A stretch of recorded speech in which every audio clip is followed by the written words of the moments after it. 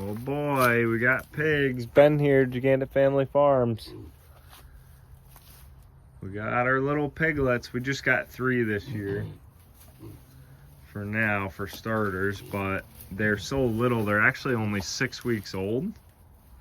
Typically, the guy that we buy them from, it's usually 8 to 10 weeks old. So they're a little small yet. So usually what we do is we'll have them in these hog panels with the hutch, and we'll train them in that for a little bit just so that they can calm down and kind of dig in the dirt a little bit, which those guys have only been there 2 days now. And you can see they pretty well tore it up in there. So we might end up moving it back again. There's plenty of room behind it.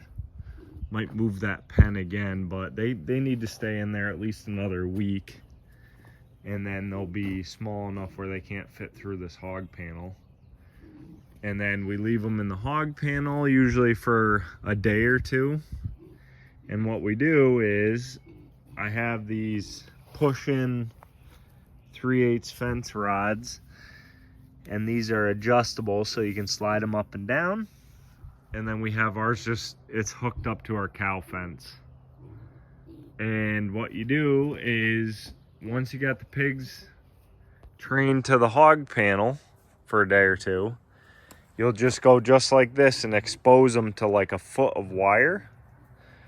And they end up getting zapped by that maybe 2 times. So each one of them will sniff that wire, get bit by it about 2 times.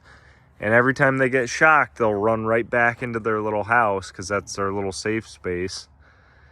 And within a day, they're totally hot wire trained. So they won't go across that wire. And then you just take this gate and just disconnect it right from the side of the hutch and let them go. And then they're fence trained. So they're going to be... There's another wire. You can kind of see the thing way across the way there, but it's maybe 100 foot by 200 feet or so. It was just a little piece of wire that I had laying around, and then those step-in posts. And these guys being this little, I'll probably end up leaving them in this area for a month and a half, 2 months. And then once they're done there, we will coax them across, and I'll set up another pen on this side. And then they'll be here for a couple weeks and so on and so forth. And I'll just kind of move right down through all that brush. I already have a couple of laneways for the fencing because we've been doing it this way for a few years now. So we kind of have the routes in and throughout that brush down there. And that's how you raise pigs in the woods. And then usually we buy a ton of feed at a time because we feed them the same stuff we feed our meat chickens. And then, you know, once every couple weeks or once a week, we'll just with 5-gallon buckets, I'll just fill that little barrel up with grain. And that's it, man. But raising pigs in the woods this way, what's nice about it is they disrupt the soil a little bit, so it kind of stimulates the soil to get going, because we haven't done it over on this side yet. Actually, we've never been this far west, but as you can see, this side, man, the grass just grows in. Like, if you stimulate the soil a little bit, you'd be surprised what'll come up. And even in this too, you can already see a couple little oak trees sprouting. And that, you know, I'm not convinced it was because of the pigs, but it's pretty neat that it kind of stimulated the soil to get things going over here.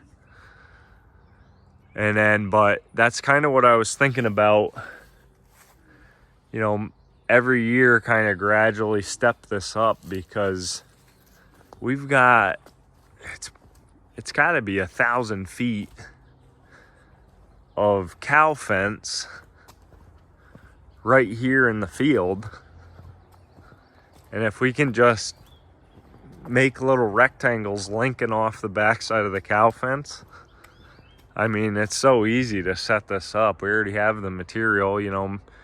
Maybe in a couple years we'll kind of step up and get some more of this material so we can have more of these paddocks just set up year round. But we got just so much wood frontage.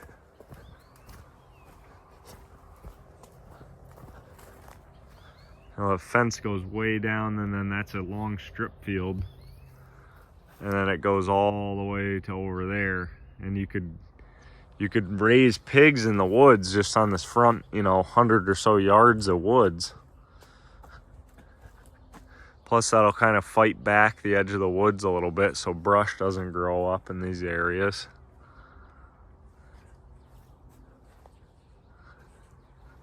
So I do enjoy doing the pigs. I don't think I want to do it year round, just because wintering pigs, I feel like it would be a pain right in the neck.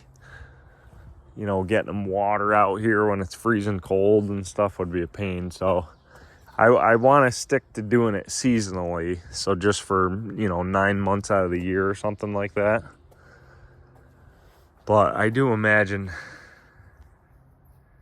I might step this process up a little bit and kind of scale it. It seems sustainable for what we got going on. And that's our food scrap bucket, so I'll grab that here in a second. I'm not gonna be able to reach it. I need a stick or something, but that's the pig operations. Pretty soon, guys, you guys will be running around here in the woods. Get to dig into whatever you want and root around like pigs are supposed to do. All right, have a good night. Thanks for watching.